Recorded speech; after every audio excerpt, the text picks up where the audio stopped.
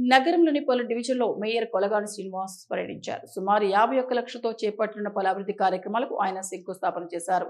తొలుత 5వ డివిజన్ కాపువాడలో పర్యటించిన మేయర్ వెంకటసాయి థియేటర్ వెనుక 41 లక్షల రూపాయల సాధారణ మున్సిపల్ నిధులతో నిర్మించిన సీసీ రోడ్డుకు భూమి పూజ నిర్వహించారు. అక్కడి నుండి 46వ డివిజన్ రామ్నగర్ చేరుకుని రోడ్ నెంబర్ 6లో 10 లక్షల రూపాయల సాధారణ మున్సిపల్ నిధులతో చేపట్టనున్న అండర్ గ్రౌండ్ డ్రైనేజీ పనులకు శంకుస్థాపన చేశారు.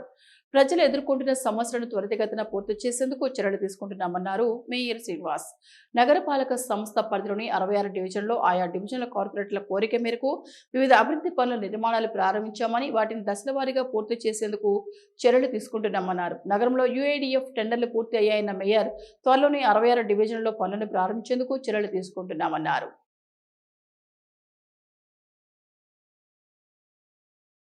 ఈరోజు కరీంనగర్ నగరపాలక సంస్థలోని 35 డివిజన్లో వివిధ అభివృద్ధి కార్యక్రమాలకు భూమి పూజ చేయడం జరిగింది.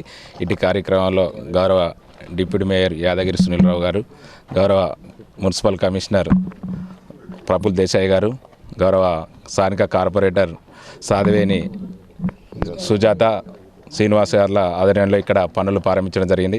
దాదాపు మున్సిపల్ సాధారణ నిధుల నుండి 51 లక్ష రూపాయలతో ఇక్కడ పనులు ప్రారంభించడం జరిగింది. ఇది ఎందుకంటే ఎన్నో రోజుల నుంచి ఇక్కడ ప్రజలు చాలా ఇబ్బందులకు గురవుతున్నారు.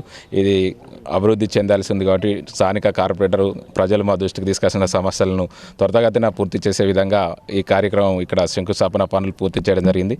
అలాగే కేంద్ర హోంశాఖ సహాయ మంత్రి వర్యులు శ్రీ బండి సంజయ్ గారి సహకారంతో ఎంపీ నిధుల నుండి కమ్యూనిటీలకు సంబంధించి ఒక 5 లక్షల రూపాయలకు సంబంధించి భూమి పూజ చేయడం జరిగింది.